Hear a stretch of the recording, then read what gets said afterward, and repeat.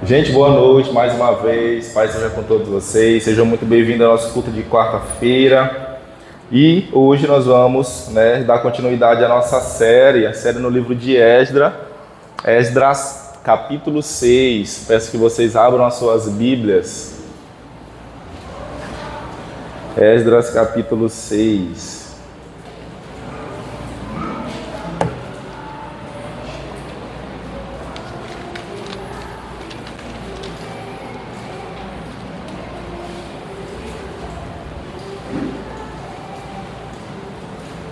Amém? Todos acharam? Glória a Deus. Está todo mundo craque, né? Já em achar Esdras. Antigamente, no primeiro dia de Esdras, né? Achar Esdras. Mas graças a Deus está todo mundo já craque aí no livro de Esdras. Gente, antes da gente começar a ler aqui esse capítulo inteiro, eu quero fazer aqui uma pequena retrospectiva com vocês do que a gente pregou aí de umas duas quartas para cá. A partir do capítulo 3 que eu vou trazer essa retrospectiva, né? E no capítulo 3 nós vimos ali a construção do altar. Foi até eu que preguei sobre isso aqui, que eles reconstruíram o altar e ali fizeram novamente os seus sacrifícios a Deus. E depois nós vimos também a forma solene que foi lançados os alicerces do templo, onde algumas pessoas se alegravam, né? Aquelas pessoas mais novas, e onde outras choravam, né? Porque não tinha ali, né? Alguns estudiosos diziam que não tinha ali o mesmo resplendor daquele antigo templo, o templo de Salomão. E aí no capítulo 3 a gente viu sobre isso. Eles reconstruíram o altar para fazer os sacrifícios, e aí lançaram os alicerces do templo. E aí no capítulo 4 e 5 nós vimos aí a lentidão e a grande dificuldade em dar continuidade a essa edificação do templo. A gente viu no capítulo 4 que essa obra ela para por conta de algumas pessoas. E no capítulo 5 a gente vê essa obra voltando a acontecer por conta de algumas pessoas. Mas ainda no capítulo 5, existem pessoas que estão se opondo novamente a essa obra, né, na intenção de pará-la. Inclusive, isso aconteceu na palavra passada, na palavra de quarta passada, que o pastor Daniel esteve aqui, e ele estava falando, né, que eles começaram a reconstruir o templo por conta ali da pregação de Ageu e Zacarias, que eles apareceram ali, que Deus levantou ele ali no capítulo 5, eles estavam encorajando, e aí Zorobabel com a sua turma voltou a reconstruir o templo, e rapidamente os inimigos deles vieram e perguntou: mas quem foi que mandou vocês voltarem a construir o templo? E aí eles mandam uma carta lá para o rei Dário, e aí hoje a gente espera a resposta dessa carta. E aí eu pergunto para vocês, será que essa obra vai parar novamente? Será que ela vai continuar? Será que eles vão finalizar essa obra? E hoje nós vamos ouvir sobre isso. Hoje nós vamos aqui falar sobre essa obra. Se ela vai continuar, se ela vai parar, se ela vai ser terminada hoje. E a gente vai ver sobre isso aqui e agora no capítulo 6. Vamos ler o capítulo 6. Capítulo 6 diz assim: o rei Dário mandou então fazer uma pesquisa, né? Aqui ele está falando, né, da pesquisa, né, que ele foi pedido a fazer. Ele recebeu uma carta, né, como a gente viu na quarta passada, e agora ele vai falar aqui a resposta dessa carta. O rei Dário mandou então fazer uma pesquisa nos arquivos da Babilônia, que estava nos locais em que se guardavam os tesouros. Encontrou-se um rolo na cidade de Equibatana, na província da Média, e nele estava escrito o seguinte, que Dário comunicou: no primeiro ano do seu reinado, o rei Ciro promulgou um decreto acerca do templo de Deus em Jerusalém, nestes termos: que o templo seja reconstruído como local destinado à apresentação de sacrifícios e que se lancem os seus alicerces. Ele terá 27 metros de altura e 27 metros de largura. com 3 carreiras de pedras grandes e 1 carreira de madeira. O custo será pago pela tesouraria do rei, e os utensílios de ouro e de prata da casa de Deus que Nabucodonosor tirou do templo de Jerusalém e trouxe para a Babilônia serão devolvidos aos seus lugares no templo de Jerusalém, devendo ser colocado na casa de Deus.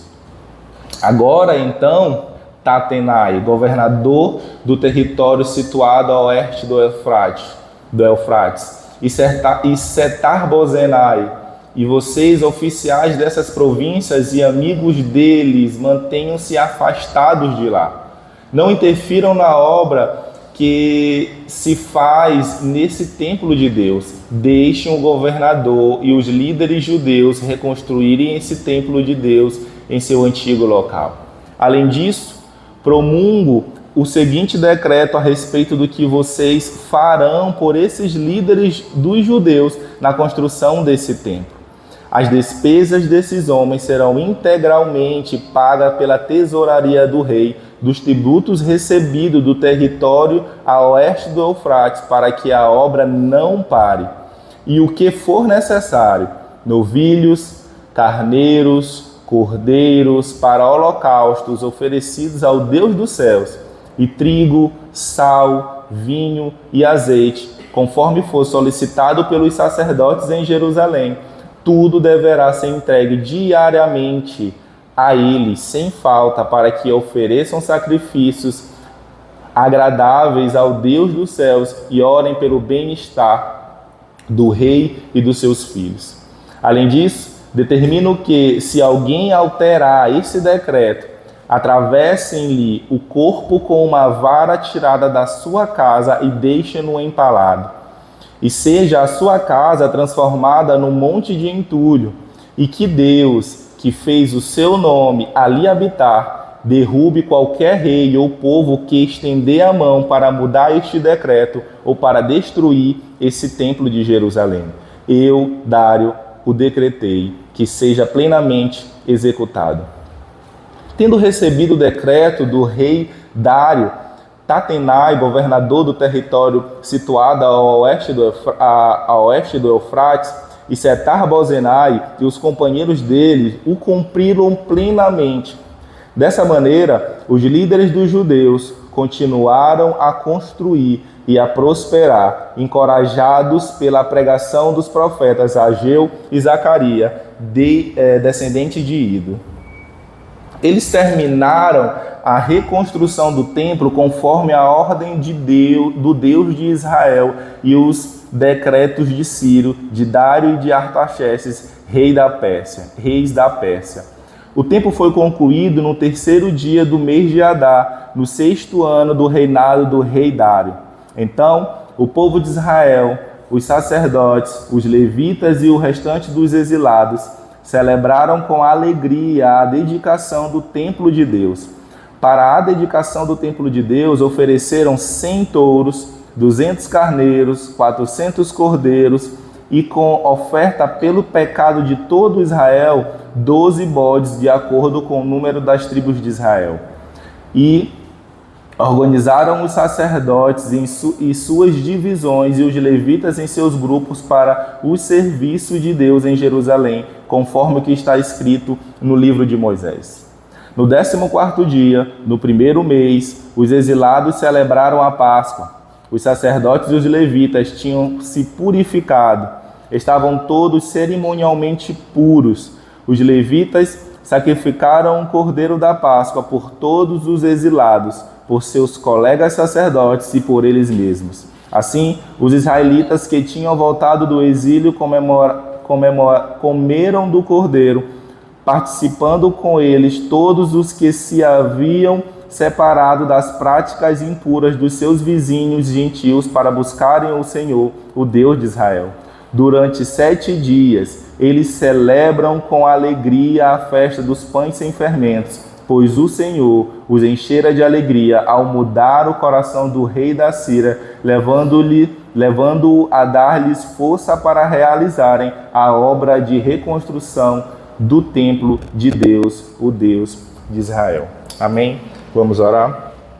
Senhor, essa é a Tua palavra, nós queremos que a Tua palavra é a verdade, nós queremos que a Tua palavra é inerrante. Te pedimos nessa noite, abre os nossos olhos, abre os nossos corações, abre a nossa mente, que nós possamos entender e discernir ela nessa noite, e que Teu Espírito Santo possa nos moldar e nos preparar para a Tua boa obra, em nome de Jesus. Amém.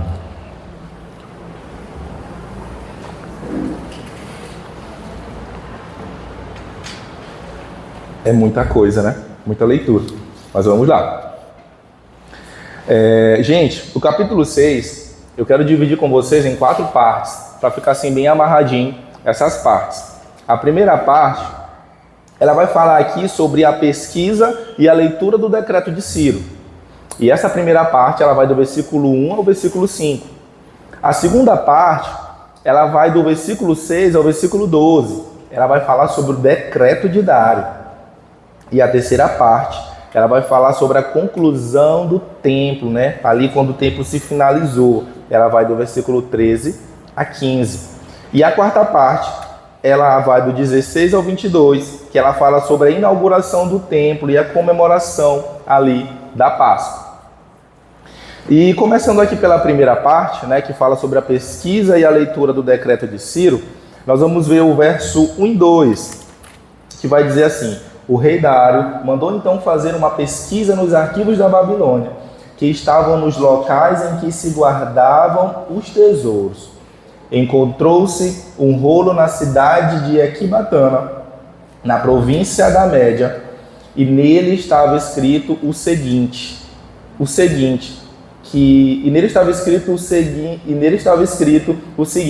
que Dário comunicou.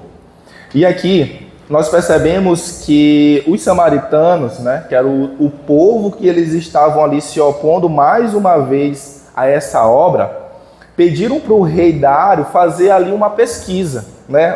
Dário, faz uma pesquisa aí, porque eles já voltaram a começar aqui a fazer novamente uma reconstrução de um templo, né? E disseram aqui que foi o rei Ciro que mandou eles fazer isso, porém, eles nunca nos apresentaram nada. E aí ele é chamado a fazer essa pesquisa. E eles fizeram isso na expectativa desse decreto não ser achado. Eles estavam ali, né, naquela expectativa de falar, você vai pedir para o rei não vai achar e vai mandar parar. E aí eles estavam aqui com essa expectativa. Daí, se eles não achassem, mais uma vez, provavelmente, eles parariam essa obra e aí acabaria mais uma vez com a alegria do povo de Israel. É interessante também pensar que se por um acaso os judeus tivessem ali uma cópia, né, desse decreto, eles não passariam por essa situação. Mas, infelizmente, eles não tinham. E por isso foi preciso fazer essa pesquisa lá na Babilônia, né, para achá-lo.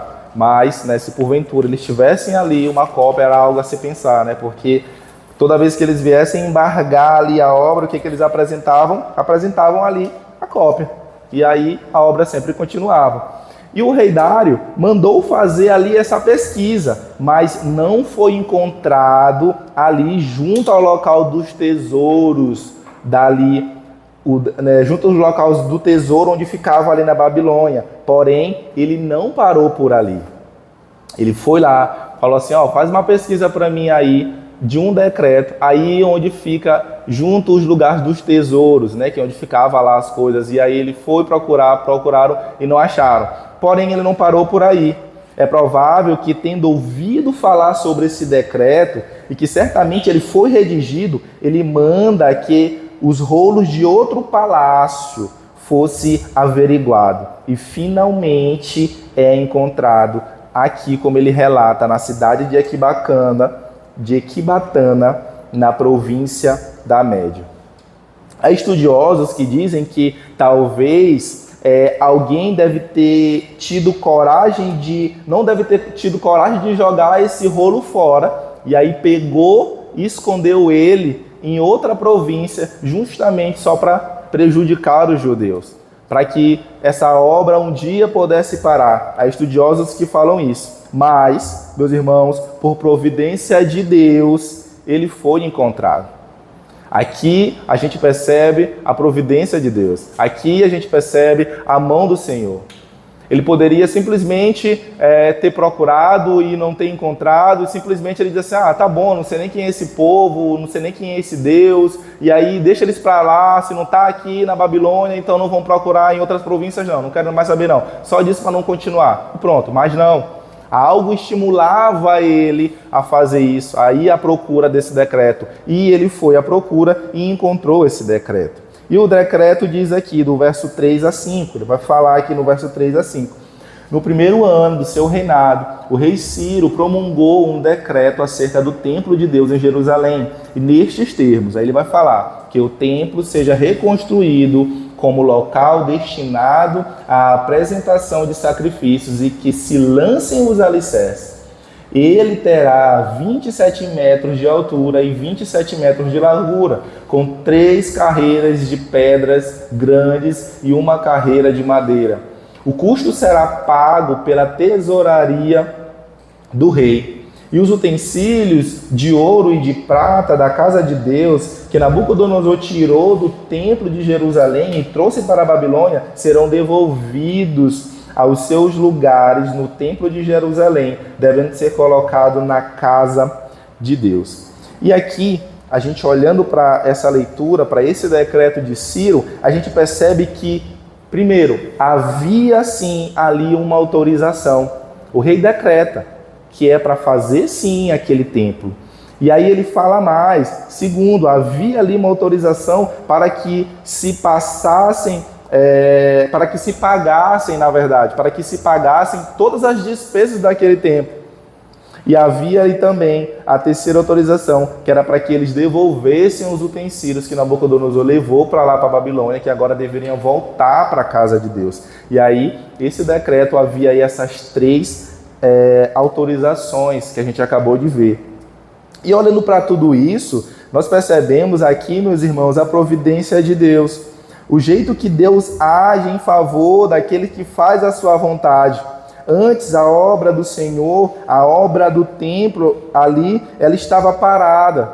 E nessa que ela estava parada, os judeus faziam o quê? Eles buscavam as suas próprias vontades. Eles buscavam ali os seus próprios interesses. Mas agora que eles voltaram a fazer a vontade de Deus, agora que eles voltaram com ousadia, com devoção e coragem, o Senhor vai providenciar as coisas que eles não conseguiriam fazer com as suas próprias forças. E aí, quando eu olho para isso aqui, é aquele lance. A gente se dedica a Deus. E as outras coisas, elas são acrescentadas. E quando eu olho para isso aqui, eu me lembro muito de um tempo da minha vida que eu vivi. A construção da minha casa, eu lendo aqui sobre a reconstrução do templo, eu me lembro da construção da minha casa. Eu comecei a construir uma casa muito cedo. Eu tive filho muito cedo, eu tive uma esposa muito cedo, e eu passei um bom tempinho da minha vida construindo uma casa, porque a gente precisaria de uma casa, né? E eu me dediquei muito e trabalhei muito nisso. E eu passei 7 anos da minha vida trabalhando para construir essa casa. E aí, vocês perguntam assim, nossa, quantos anos tu tens? Tu passou 7 anos para construir uma casa? É porque eu falei que eu comecei bem cedo, né? Eu tenho 18 anos, tô brincando. Eu tenho 29 anos. E a construção da minha casa eu comecei com 19 anos. Eu tive meu primeiro filho, né, nessa idade. E aí a gente começou, né, sempre estar correndo ali atrás para fazer uma casa pra gente. E aí eu me lembro que eu trabalhava muito para isso. Eu trabalhava numa empresa. O pastor já está me dando pressão ali para chegar o coisa na boca aqui. Eu trabalhava numa empresa, né? No tempo era semana, na verdade. E aí eu trabalhava das 8 às 18. Aí quando chegava das 18 às 12 horas da noite, eu estava rodando de Uber. Então eu passei um bom tempo fazendo isso mesmo assim, para correr atrás, assim, para fazer a casa. E aí, depois de uns 2 anos, dentro desses 7 anos, eu comecei a simpatizar, né, com Cristo.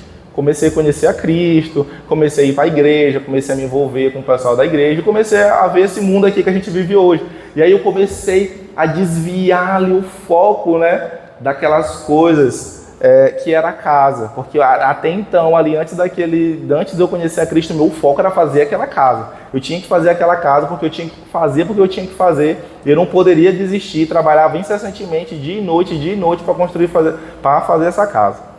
E aí chegou um tempo que eu comecei a desviar os olhares, né, dessa casa, desse bem que eu tanto queria. Eu comecei a parar de olhar para as minhas próprias vontades. E eu comecei a viver uma vida com o Senhor. Comecei a viver com alguns irmãos diferentes, que eu nunca tinha vivido, com os irmãos que tinham uma alegria diferente. E aí eu comecei a viver, de fato, esse momento que a gente vive hoje, esse momento aqui de Deus. E aí eu comecei a perceber que mesmo sem eu me esforçar tanto para construir essa casa, Deus ele ia começando a complementar essas coisas. E de maneira muito assim sobrenatural, que muitas vezes eu ficava sem entender como isso acontecia. E por muitas vezes, né, bem aperreado assim para construir essa casa, eu me via ali não focando sempre nessa casa, mas Deus ali ele complementando muitas coisas. E eu acredito que eu consegui construir essa casa muito mais rápido do que eu focasse ali todo o tempo naquela casa. Então, quando eu olhei para cá, para essa reconstrução, que porventura eles estavam ali, passaram-se 10 anos ali focando nos seus próprios interesses, eu me lembrei dessa história. Porque por muitas vezes na nossa vida, a gente foca muito nos nossos interesses e a gente esquece de focar numa vida com Deus. Nos interesses daquele interesse que Deus ele tem para as nossas vidas. E esse é o jeito, meu irmão, que Deus age em favor daqueles que fazem a vontade dele, através da sua providência. Aqui nós percebemos claramente a providência de Deus, aqui nessa procura, nessa pequena procura aqui desses decretos, desses manuscritos, a gente já vê o agir de Deus aqui nesse meio. E aí, vamos para a segunda parte, como eu falei para vocês, a gente falou, né, da procura desse decreto e do decreto de Ciro. Agora a gente vai para a segunda parte, que é o decreto de Dário. E aí ele vai falar do verso 6 ao verso 12. Mas agora nós vamos ler só o verso 6 e o verso 7. Vai dizer assim: agora então, Tatenai, governador do território situado a oeste do Eufrates, e Setar-Bozenai, e vocês oficiais dessa província e amigos deles, mantenham-se afastados de lá. Não interfiram na obra que se faz nesse templo de Deus. Deixem o governador e os líderes dos judeus reconstruírem esse templo de Deus em seu antigo local. Aqui a gente percebe que Dário, né, aqui no início do decreto dele, ele fala assim, saiam de lá. Deixa eles lá fazer o que eles precisam fazer. Ele proíbe aqueles homens de fazer qualquer coisa em oposição a essa construção. Ele sabia que ali, e ele diz assim, Tatenai, Setar-Bozenai, mantenham-se afastados daí. Saiam daí. Não quero ver vocês aí. Não interfiram na obra que se faz no templo de Deus. Ele diz para eles saírem dali. E aí, além disso, no 8 e 10, ele vai falar mais. Se já não fosse pouco, agora eles vão patrocinar aquela construção. Olha o que ele vai falar no verso 8 e 10. Ele vai dizer assim, além disso, promulgam o seguinte decreto a respeito do que vocês falaram a respeito do que vocês farão por esses líderes judeus na reconstrução desse templo de Deus. As despesas desses homens serão integralmente pagas pela tesouraria do rei. Do tributo recebido do território do tributo recebido do território a oeste do Eufrates, para que a obra não pare. E o que for necessário, novilhos, carneiros, cordeiros, para holocaustos, oferecidos ao Deus dos céus, e trigo, sal, vinho e azeite, conforme for solicitado pelos sacerdotes em Jerusalém, tudo deverá ser entregue diariamente a eles, sem falta, para que ofereçam sacrifícios agradáveis ao Deus dos céus e orem pelo bem-estar do rei e dos seus filhos. Quando a gente olha para isso aqui, a gente percebe né, que além do decreto, para que eles saiam dali, para que eles não se aproximam daquele tempo, para que eles deixem eles trabalharem sozinhos, eles falam assim, ó, a partir de agora, eu vou falar mais, vocês vão financiar tudo isso. Vocês vão dar novilhos, carneiros, cordeiros, trigo, sal, azeite, todas as despesas e tudo que eles precisarem para fazer o holocausto para o Senhor todos os dias, vocês vão precisar dar para eles. Aqueles que mandaram a carta para o rei Dário e desejavam controlar os judeus, agora estão sendo comandados pelos judeus, porque aqui eles estão na mão deles. Agora, eu quero cordeiro, tem que dar cordeiro. Eu quero isso, tem que dar isso. Eles precisam servir e abastecer eles sem faltar nada. Agora parece que o jogo virou.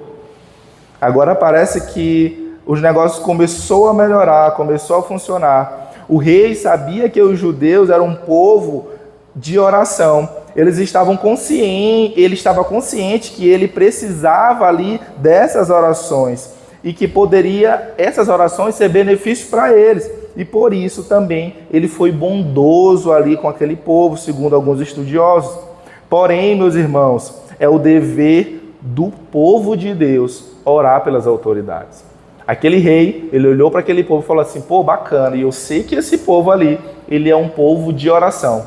Mas, não só por esse rei, mas por todo rei, por todos os governantes, pois todos são constituídos por Deus. Seja ele bom, seja ele ruim, a gente precisa orar por esse povo. A palavra de Deus nos instrui a isso.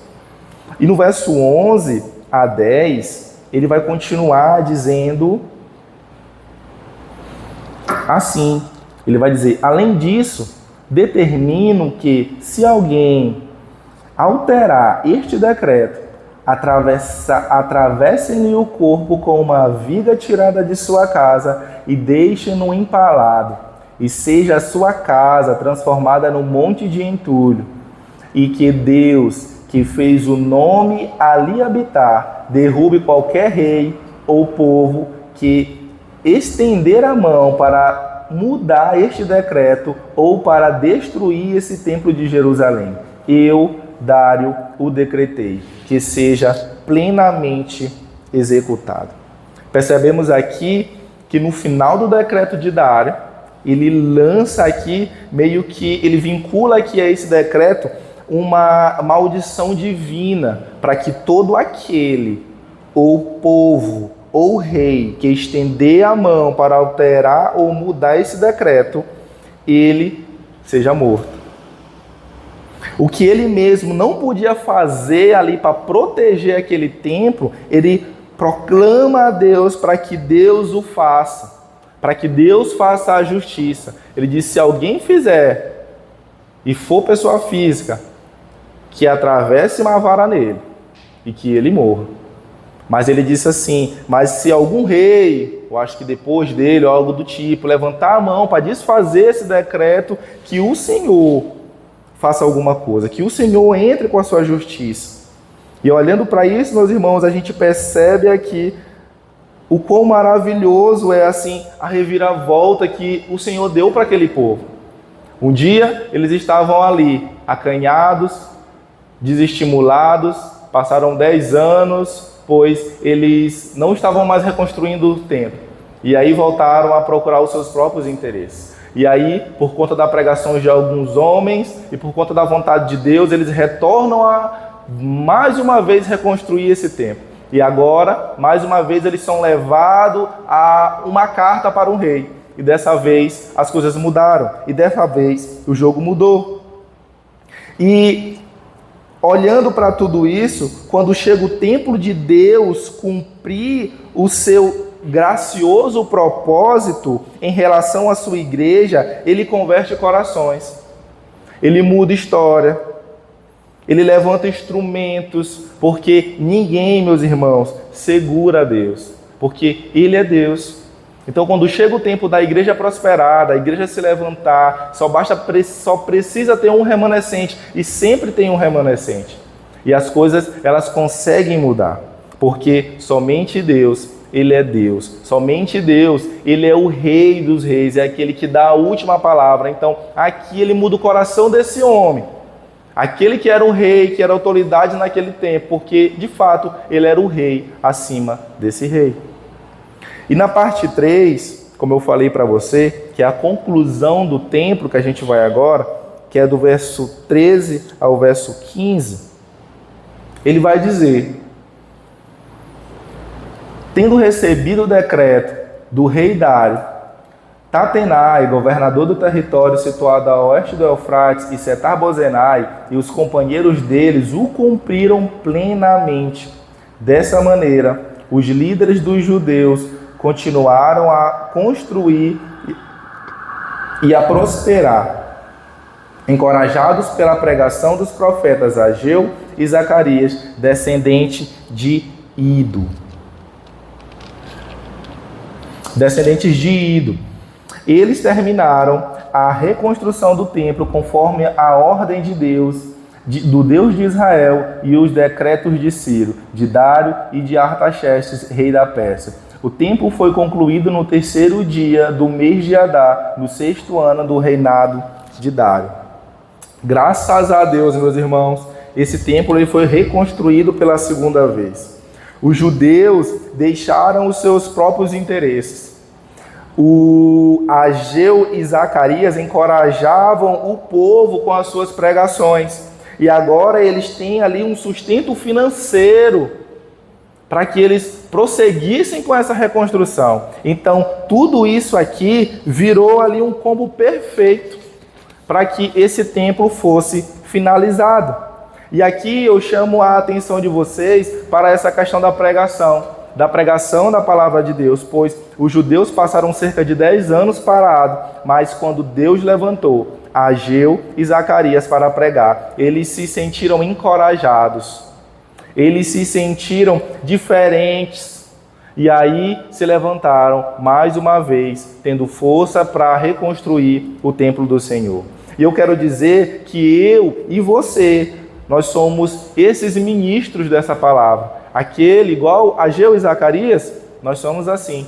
Nós temos a palavra de Deus, nós somos portadores da palavra de Deus, e através da nossa vida essas coisas podem acontecer. Nós podemos encorajar pessoas com uma simples palavra, com um simples versículo, com um simples áudio, com uma simples mensagem perguntando como é que você está, que Deus te abençoe, continua orando por você, e porventura pregando para essas pessoas. E isso é uma forma de você encorajar. Você, meu irmão, pode encorajar pessoas. Quando a palavra de Deus ela é plenamente anunciada, o avivamento acontece. E a gente precisa entender isso. Anuncie a palavra de Deus, meus irmãos. Não se esqueçam disso. Anunciem. Óbvio, foi ontem, né? A gente estava na casa da dona Rosiane e a gente foi levar a ceia para ela porque ela não pôde estar conosco aqui na ceia passada e nem na ceia retrasada. E aí ela está operada, né? Faz uns dias, 19 dias que ela estava operada. E antes dessa operação que ela teve, eu me lembro que a gente foi lá também, porque ela também já estava muito ruim, com muitas dores, e o pessoal do diaconato e outras pessoas da liderança, a gente fez ali uma visita para ela. E quando a gente chegou lá, ela estava muito aflita por conta da cirurgia, porque a cirurgia tinha algumas contraindicações, algumas coisas que podiam dar errado. E ela estava ali muito aflita, pensando nessas coisas, estava fazendo pesquisas no YouTube, né, se consultando ali pelo Google, e a gente até riu com ela por conta disso. E ela estava bem aflita. E ontem a gente estava lá ouvindo ela falar e testemunhando como a nossa ida até a casa dela fez um efeito enorme na vida dela. Ela disse assim: eu me lembro da palavra que tu trouxe aqui, Alexandre, com os irmãos, que tu mandou eu confiar e saber que Deus estava no controle de tudo, que não adianta a gente só dizer que está ali no caminho de Deus, mas a gente não entrega verdadeiramente a nossa vida, a nossa confiança para Ele. E ela me relatou isso. E eu lendo isso daqui, eu me lembrei, olha só, a gente anunciou uma palavra para uma irmã e essa palavra encorajou ela na mesa de cirurgia e deu tudo certo, e ela fala mais coisas, que a cirurgia dela já está bem cicatrizada, e algo assim também grandioso, assim, um milagre de Deus. Pois ela é pré-diabética e o médico falou logo para ela: ó, tua cirurgia vai demorar a cicatrizar. E ela ficou também nervosa, mas aí ela se lembrou mais uma vez do que os irmãos falaram para ela, e ela foi para a mesa de cirurgia, e para honra de Deus, a cirurgia dela já está bem sequinha.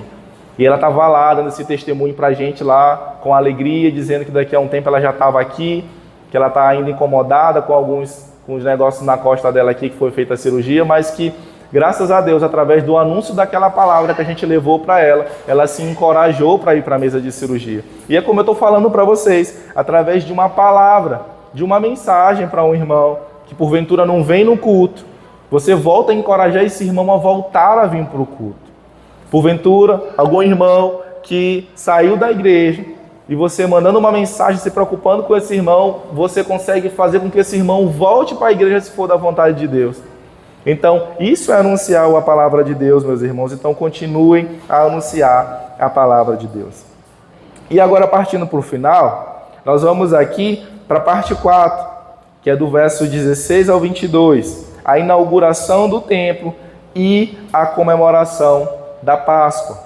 Nós vamos ler do verso 16 a 18.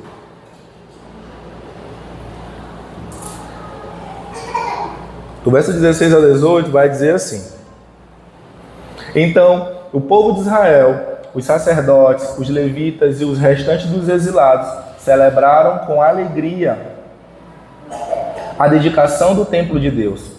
Para a dedicação do templo de Deus, ofereceram 100 touros, 200 carneiros, 400 cordeiros e, como oferta pelo pecado de todo Israel, 12 bodes, de acordo com o número do número das tribos de Israel. E organizaram os sacerdotes e suas divisões e os levitas em seus grupos para o serviço de Deus em Jerusalém, conforme o que está escrito no livro de Moisés. A inauguração do templo teve como base todo o ritual de acordo com as ordenanças de Moisés. Embora o serviço do templo não pudesse agora ser realizado com tanta fartura como era no templo de Salomão, que era um templo maior que esse, porém as coisas, financeiramente falando, eram melhores que essas, mas eles não conseguiam, trazer ali aquela riqueza de holocausto, com muito mais animais do que isso, mas é possível que fosse realizado com a mesma pureza e lealdade de antes. E isso que estava aqui envolvido, era a pureza e a lealdade de coração daquelas pessoas que estavam ali realizando aquilo, pois não há beleza como a beleza da santidade, meus irmãos, que era o momento que aquele povo estava vivendo naquele lugar. Não tinha tanto cordeiro, não tinha tanto carneiro, não tinha tanto touro como no tempo de Salomão, mas havia ali a mesma pureza, a mesma santidade, a mesma lealdade daquele tempo, e isso importava muito. E nos versos 19 e 22, ele vai se tratar aqui da celebração da Páscoa. E ele vai dizer assim: no 14º dia do primeiro mês, os exilados celebraram a Páscoa. Os sacerdotes e os levitas tinham se purificado. Estavam todos cerimonialmente puros. Os levitas sacrificaram o cordeiro da Páscoa por todos os exilados, por seus colegas sacerdotes e por eles mesmos. Assim, os israelitas que tinham voltado do exílio comeram do cordeiro, participando com eles todos os que se haviam separado das práticas impuras dos seus vizinhos gentios para buscarem o Senhor, o Deus de Israel. Durante 7 dias, eles celebraram com alegria a festa dos pães sem fermentos, pois o Senhor os enchera de alegria ao mudar o coração do rei da Síria, levando-o a dar-lhes força para realizarem a obra de reconstrução do templo de Deus, o Deus de Israel. Naquele tempo, eles faziam ali todo o ritual da Páscoa, E esse ritual da Páscoa fazia ali muito tempo que eles não tinham esse ritual, porque desde lá da Babilônia, fazia 70 anos. E aí, com mais o tempo que eles passaram ali parados, eles não tinham ali como fazer a festa que eles queriam fazer. E aí eles passaram todo esse tempo sem fazer. E essa foi a primeira vez que eles comemoraram a Páscoa depois de voltarem da Babilônia. E agora, O altar está reconstruído, agora o templo está reconstruído, os sacrifícios voltaram a ser feitos, a comunhão com Deus foi restaurada, então ali tudo foi se complementando. E é com esses corações cheios de alegria, meus irmãos, que eles comemoram a misericórdia anterior e a misericórdia atual. A misericórdia anterior, porque Deus teve misericórdia deles e livraram ele do Egito. E agora, eles comemoram também a misericórdia atual, que é eles terem saído da Babilônia e o Senhor ter agraciado eles mais uma vez com o seu tempo. Pois a Páscoa, ela simbolizava a libertação do Egito. Mas naquele momento, não somente a Páscoa, mas eles comemoravam com alegria a libertação da Babilônia e a libertação da restauração do templo do Senhor. E assim finaliza aqui todo esse capítulo 6. Do 1 ao 6, ele fala sobre a vida desse povo, a vinda desse povo da Babilônia para cá. E aí ele vê aqui Zorobabel, e a gente vê ali ele liderando tudo isso, e agora a gente percebe que o templo foi reconstruído. E aqui a gente fecha um ciclo. A partir da quarta que vem, vai abrir um outro ciclo, que é onde o autor do livro ele vai aparecer. O autor do livro é Esdras. E aí esse Esdras, ele vai liderar aí mais uma outra remessa de gente que vai vir da Babilônia para cá. Para cá não, para lá. E a gente vai aí aprender também, meus irmãos, com Esdras e também depois com Neemias, né, no final do livro, o como Deus, ele é maravilhoso. E meus irmãos, eu quero dizer para vocês nessa noite que esse Deus que a gente vê fazendo grandes coisas aqui nesse lugar, Deus que a gente vê fazendo maravilhas nesse lugar, ele é o mesmo Deus que hoje vive, que hoje reina em nossas vidas, porque a gente olha Deus mudando o coração de um homem, de um rei, a gente fala, nossa, que maravilhoso, Deus mudando o coração de um rei. E por muitas vezes a gente vem para a igreja numa noite de quarta-feira, às vezes a gente até cochila, mas vocês não podem sair daqui sem saber que Deus, ele muda o coração de pessoas.